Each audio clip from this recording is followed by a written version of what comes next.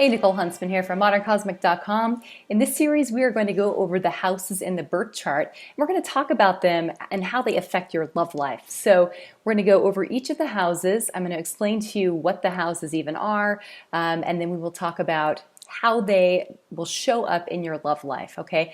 Of course, the 12 houses of the birth chart cover all different circumstances in our lives, but even something as mundane as chores that you might find in the 6th house, or how you approach chores, or your daily life, or maybe the 2nd house, how you approach money and what you value. These things will have some kind of an impact in your love life.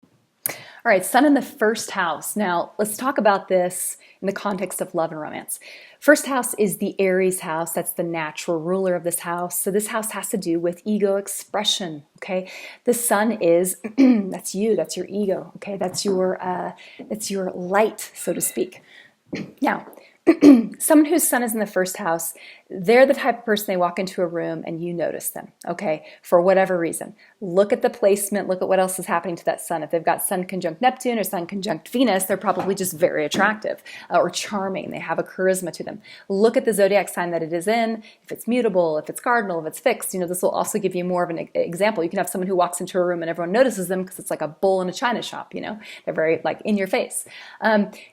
Whatever it is that, look at that zodiac sign, whatever it is that sort of characterizes that sign, that's going to be what you really feel when this person walks into a room. 1st house people tend to be quite direct in their ego expression, what they want. When I say ego expression, I mean what you want. So if you want a certain partner, they're pretty direct in saying, I like you, let's do this, I want to date you. And if they're done, they're pretty direct at saying, okay, I'm done, I'm ready to move on to the next thing. Remember, Aries has a bit of it is the protagonist, so it has a bit of selfishness to it, okay? It is self-guided. It's going to do what it wants to do. So placing the Sun here, even if it's a Pisces Sun, let's say, Pisces Sun would be someone that's fairly, interested in the merge, and they're interested in being compassionate to other people. You put that Sun in the 1st house, and we're not looking at aspects or anything to that Sun, but just that Sun in the 1st house, they're going to have a strongly Pisces flavor. They're going to feel like the type of person that feels quite compassionate. They feel quite sensitive. Look at the rising sign as well, because it's going to flavor that 1st house. If they're, Pisces Sun in the 1st house, but they have an Aquarius rising, that's going to make this Pisces Sun very humanitarian, but a little more eccentric than the typical Pisces, okay? They might be a little more logic than typical Pisces. You've got to look at the overall flavor of that 1st house. But Sun in the 1st house, for the most part, gives a directedness to how they're going to approach their love life. If they want it, they're going to go for it. And if they're done, they're going to go ahead and be done with it. Okay, if your Sun or your partner's Sun falls in their 2nd house, this is the Taurus house, okay? This gives the romantic nature a steadiness. This gives, there is a desire with a Sun in the 2nd house, it gives you sort of a Taurus quality to your Sun expression, okay? You're going to be loyal. Once you fell in love with someone, you're probably going to sort of take your time. I mean, depending upon your moon and your Mars, you might be like me with an Aries moon, and you just like, go, go, go. But you're still, once you're in it, you're committed. They're committed. They value loyalty. They value, in a sense, they kind of like to possess their partner and be possessed, to a certain extent, which to me is like commitment. That's appreciating you're mine, I'm yours. They like tangible shows of affection, whether it's a letter, whether it is an actual gift, or, just showing up for someone through that commitment to the other person. Okay, there's a high level of commitment, and typically people who have Taurus, whether it's by actual zodiac, whether the planet's tenanted Taurus, or whether it's actually, or it's in the 2nd house, they tend to enjoy and appreciate commitment and longevity, and they'd rather work on something and build something, work towards a relationship of harmony and longevity, than just be jumping in and out of relationships. All right, Sun in the 3rd house. This is our Gemini house. This is that house of communication. If your Sun is in the 3rd house, okay, most people in their relationships physically want to be around their partner. Sun in the 3rd house has a little bit more of a flexibility with that. As long as they feel like they can talk to their partner about sexuality, and they can talk very openly about their needs, and there's got to be a high degree of communication happening. That's what stimulates them and turns them on. Remember, your Sun is not inherently a sexual planet so much. Sorry, jeez.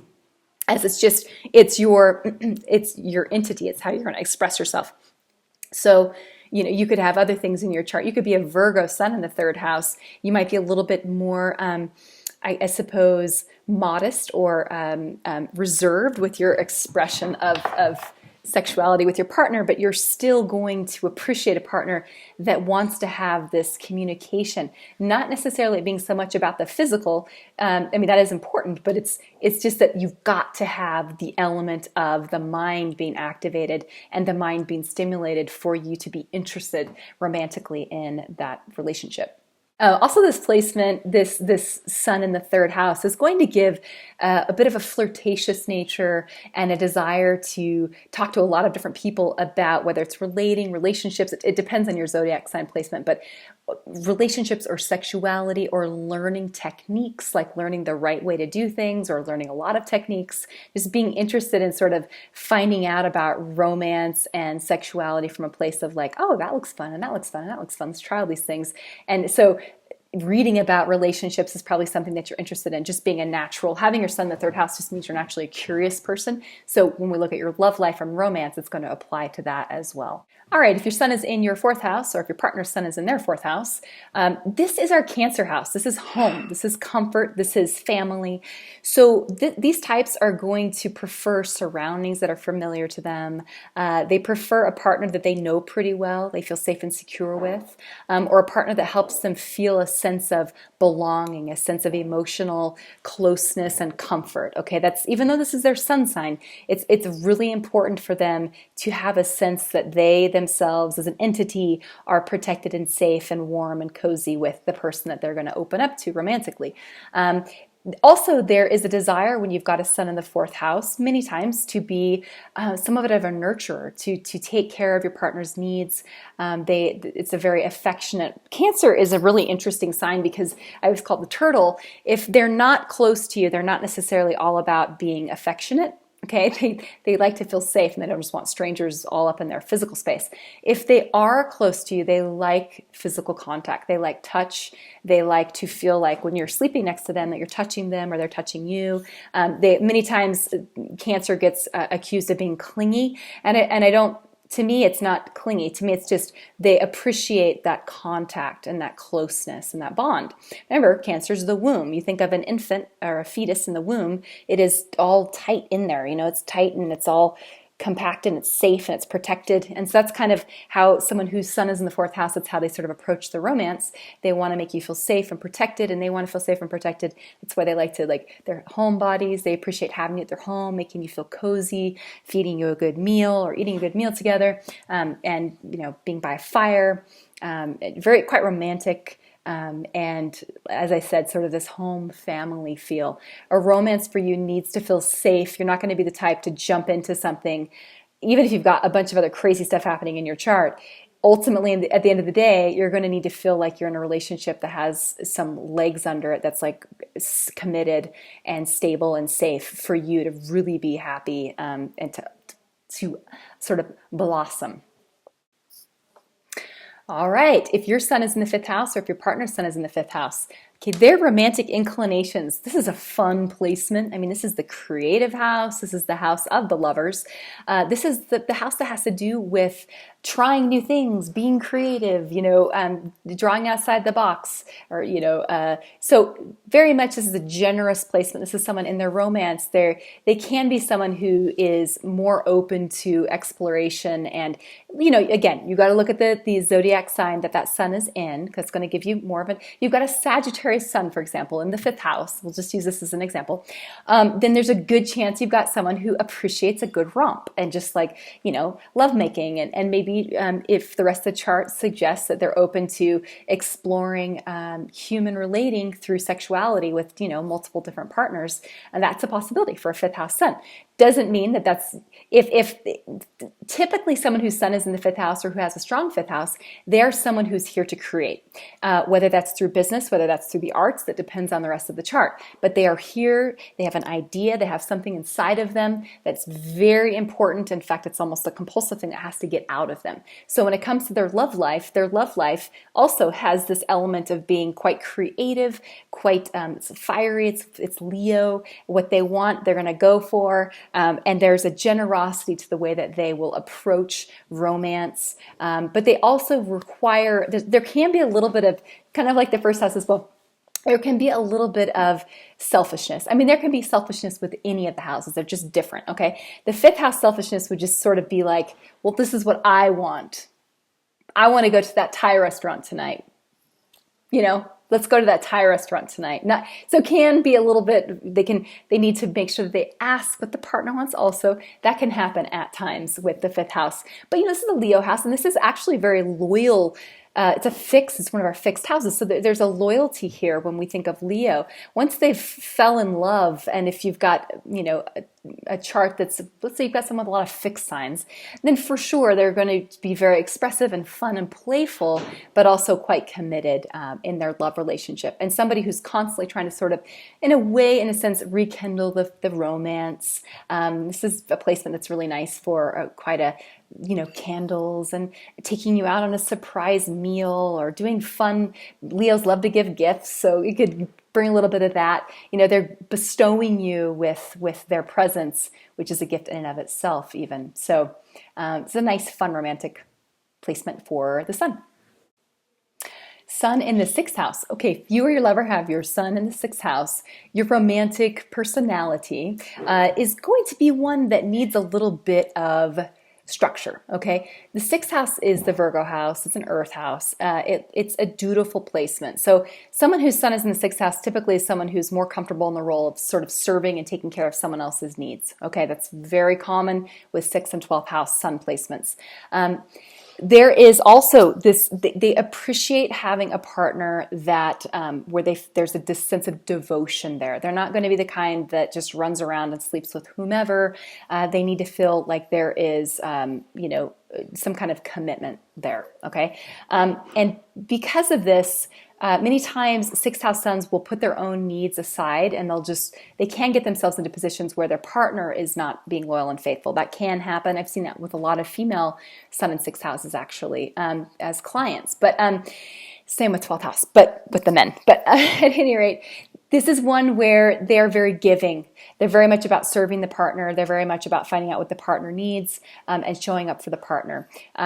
This is also a house of technique. So someone whose sun is in this house will appreciate learning how to do things in the bedroom with a certain amount of technique. And the problem they can run into, Virgo can get a little bit where it just does things kind of the same. You can get into a bit of a rut. And romantically, they can kind of stick with the tried and true because they know sort of how to do that and not be quite as exploratory. But again, you've got to look at the rest of your chart. This is, remember, just sort of your sun expression, your personality, sort of that outside of you that's going to be interacting with your lover or your partner. Okay. If your sun or your partner's sun falls into the 7th house in yours or your partner's birth chart, 7th house is our Libra house. It's the house of partnership. If your sun is in the 7th house, you're going to be someone who naturally gravitates towards relationship. You naturally are sort of seeking and looking for that partner. It's like you're sort of like you're a Libra, okay? So it's really important that the partners that you bring into your life are people that you can depend upon. There can be with this placement like a high degree of sort of dependence on the partner. So sometimes people with this placement can get into situations where if it's not going to evolve and develop into a more serious relationship, they kind of lose interest and the relationship can fizzle out.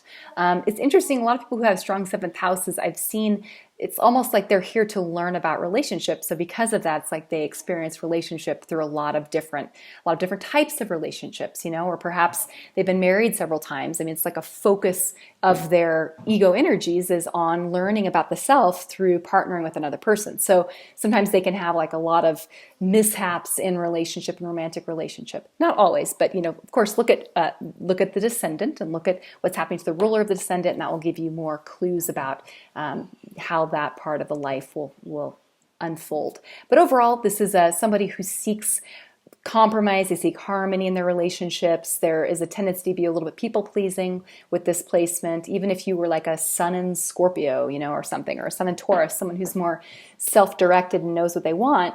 You put it in the 7th house, and it gives this desire to harmonize and to be a little bit more compromising than otherwise might be the case with certain zodiac sign placements for the sun.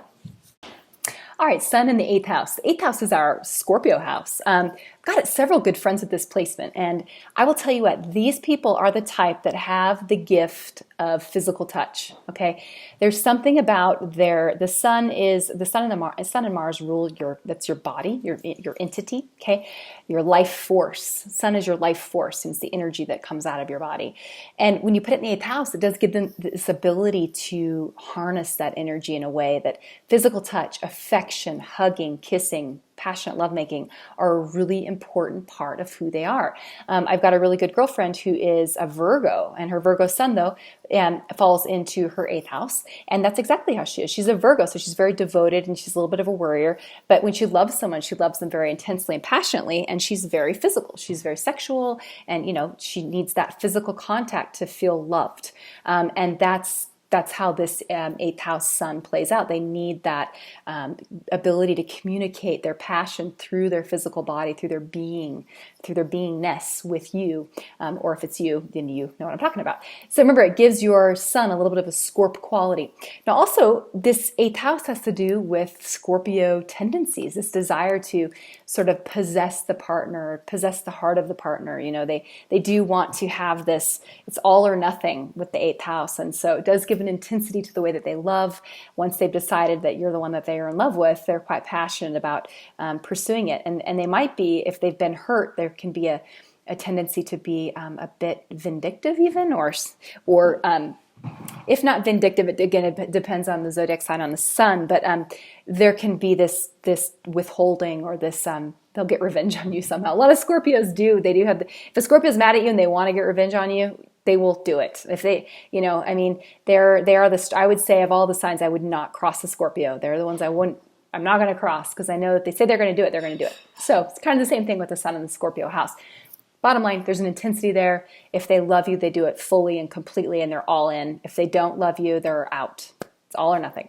If you or your partner's sun fall into your natal 9th house, or their natal 9th house, this is that Sagittarius house. So remember, Sagittarius is the big picture, and it's fun, it's expansive. When it comes to romance, it doesn't want to focus on the nitty-gritty details and the broken little bits. It just wants to, okay, well, let's just move on from that, When it comes to sex, it just wants to try new things and just play and have fun. It's a very natural, it's okay if there are bumps in the road kind of a placement for the sun, okay? It's very accepting and forgiving, and there's a high element of trust. When you're dealing with 9th house, Sagittarius, Jupiter, it's like they trust you, they trust that you trust them, so it's okay, everything's safe and everything's okay. There can be an element too, because this is the house of the teacher, the guru, the guide, there can be an element of them enjoying a relationship where they're either teaching you something, or you're teaching them something, or even just that fantasy of the teacher and the student, could be a fun thing for them. Definitely they like a lot of play and learning new things. When I think also of like tantric sex or Kama Sutra, or combining sort of philosophies with sexuality and romance, that would fall in the 9th house for me. Also a little bit in the 12th house. But so if, these are areas that are wonderful to explore with a partner who has a sun in the 9th house, or if you have the sun in the 9th house. Okay, sun in the 10th house. This is the house traditionally of work. So a lot of times people who have sun in the 10th house meet people through their actual work, what they do for work, or they'll meet people through being sort of attracted to someone's status or someone's position or their achievement or accomplishment of some kind. It's funny, I'm going to give an example. I know someone who's like I think she's a triple Pisces, all in the 10th house, okay? And the sun is one of those. Sun and Venus are in the 10th house. And she's beautiful, she's a singer, an actress, it fits her chart. So with this 10th house placement, there's very much the men that she's been attracted to, a lot of times she's met through work. So somebody with the sun in the 10th house, they're going to be attracted to a partner who does have some sort of goals, somebody who is ambitious, who is headed in a direction, has some purpose to their life. They're not going to be attracted to a relationship with someone who's just like on the couch watching soap operas or playing video games all day. That's not going to be attractive to a Sun in the 10th house person. You've got to remember, this is a Capricorn house. This is the house that has to do with, we're here to achieve something with our lives, to do something with our lives. And they want to see that their partner is, going to come into their life to help them with their goals, and they'll help their partner with their goals as well. So very much focused on what can we do together to become better versions of ourselves, or, they are interested in status. There's that ambition there. There is even if you've got, like I said, with this Pisces that I was speaking of, she's dated some really neat people. The people she sort of fell in love with, she's fell in love with either that Pisces side of her, where she's fell in love with someone that she's just fell in love with because she loves them and they're maybe younger than her or not as successful as her, or she's had relationships with someone who's really powerful who could sort of promote and help her with her career, but she wasn't quite as in love with those people. So depending upon the zodiac sign that your Sun is in, this can be a placement that's difficult, just like any of the house placements. You've got to, does the house itself, its natural ruler, and does the zodiac sign your Sun falls in, do they get along well? What does that look like? Okay. And that will tell you a little bit about the people that you go after. Okay, with an 11th house Sun, whether this is you or your lover, having an 11th house Sun means you're somebody who is, you probably have a lot of friends, a lot of social contacts. The trick here is trying to figure out which ones are friends and which ones are lovers, and keeping those like separated from each other. Not that ideally you're going to need your lover to be someone you're friends with first and foremost, okay? But then it's kind of like, okay, now I got to sort of narrow down the field. Who am I sort of focusing on? And really, if you've got your Sun in the 11th house, that means you've got an Aquarius quality to your expression and personality, which appreciates freedom. It appreciates having lots of contacts with a lot of different people. And let's say you've got a Scorpio moon, for example. So you do appreciate and want that closeness and that bond with one person, but you may still need to have a wide variety of friends that you interact with. So if this is your partner, if your partner has their Sun in the Aquarius house and makes you a little bit nervous the way that they have so many contacts with people of the sex that they're attracted to, have no fear. That's very much, Aquarians know how to do the platonic relationship, and they even know how to do a very flirtatious relationship with nothing meant by it necessarily. And also, they're also on the low functioning side, they know how to do a relationship that is open. I shouldn't say low functioning, I should say there are Aquarius types that really struggle to balance. They want to be in a committed relationship. They are a fixed sign and they appreciate people's feelings, but they also need to be able to kind of wave their freak flag and be out in the mix, the social mix. So sometimes Aquarians have a hard time finding that balance in the middle, and they need a partner who's really pretty open and generous with understanding their need for a lot of social contact. Okay. Also, the 11th house does have to do with humanitarian and charity type activities. So if your partner is involved in a lot of these types of things, you've got to support them in their efforts and go along with them to their events and the social things that they like to interact in, because they're promise you a Sun in the 11th house is someone who probably has quite a few friends or is going to like 50 meetup groups or just they're active, they're busy with their social circles. It's an important part of what they're here to do with their life. Okay, finally, the 12th house. If you or your lover have their Sun, or you have your Sun in the 12th house, this is the Pisces house.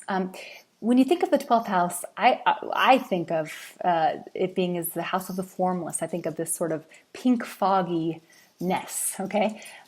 You put someone's ego there, and this is somebody who is going to be somewhat shy. There's a shyness here. There is a reserve. There is a tendency to sort of wait to get to know you. They kind of observe and they feel you out intuitively. And so, like I said, there's a shyness here to that expression of the ego. 12th house, many times they are more comfortable sort of taking care of a lover, or they're more comfortable with a lover who maybe has problems and they're there to sort of pick up the pieces and help fix their problems. They're very compassionate. Apply Pisces to this, whatever the zodiac sign that their Sun is in, okay? They've got this natural tendency to see the soul in people, see the good in people, and give people many chances. Now, they're very much, they take their time though, letting you in. And once they've let you in, if you've betrayed that, it's really hard for them to, while they might forgive you over and over again, it's very hurtful for them. It's very hard, not that it's hard for them to forgive you, but it's just, it's any of the water signs, anyone who has a sun or moon in the water sign houses, typically if you've hurt them emotionally, they have a really hard time getting back to that place of starting from scratch, okay? Just letting it roll off their back like a duck, or like water off a duck's back. I mean, they're going to remember, and it's going to be there with them. So you've got to be really tender and straightforward with your sun in the 12th house lover. And also, because there's this tendency with this placement for this personality to not always fully know what they want. If you're the lover of someone with their sun in the 12th house, you've got to have a bit of patience with their understanding of who it is and what they want. Many times they like to merge with a really strong partner because it gives them a sense of containment and a sense of identity. You're so-and-so's partner, the strong person, and I am now their partner, so that gives me a bit of identity. So there can be with the 12th house and with the 4th house, there can be a sense of a clinginess vibe, even kind of the 6th house to a certain extent. And I don't say clinginess in a derogatory or negative way. I just mean they need to feel like they belong to you, and that there's a safety there, and that there is a something sort of exclusive and unique and private and soulful that the two of you have, that no one else can sort of impinge upon. They need to just feel safe. Okay, that's typical for any of the water houses, because when you think of water, you've got a glass of water, another glass of water, you pour them together into a pitcher and they just join into one unit of water, right? So water signs have a tendency to feel like they need a partner that's the pitcher, that's the earth, or that's more solid, they can kind of put themselves into. And if you're a partner who needs a lot of freedom, that can feel like the person's being clingy. If you're a partner who needs to feel like you have a purpose to serve, like you're here to protect someone or take care of them, that will feel good to you because it'll feel like you've got a focus and a purpose in the relationship. So depends on how you're built. But those are our sun signs and how they express through the 12 houses in our personalities relative to romance. We're going to move on to the moon signs next to see instinctively what we need to feel loved and how we're going to love and sort of our love language of our partners through the houses. Do that next. Thanks for watching. If you'd like a reading, of course, come to my website, moderncosmic.com. Subscribe if you want more. It's my hope to just always be getting videos up for you guys because it's really fun for me. And leave your comments because I like to chat with you. Okay, have a good one. Bye.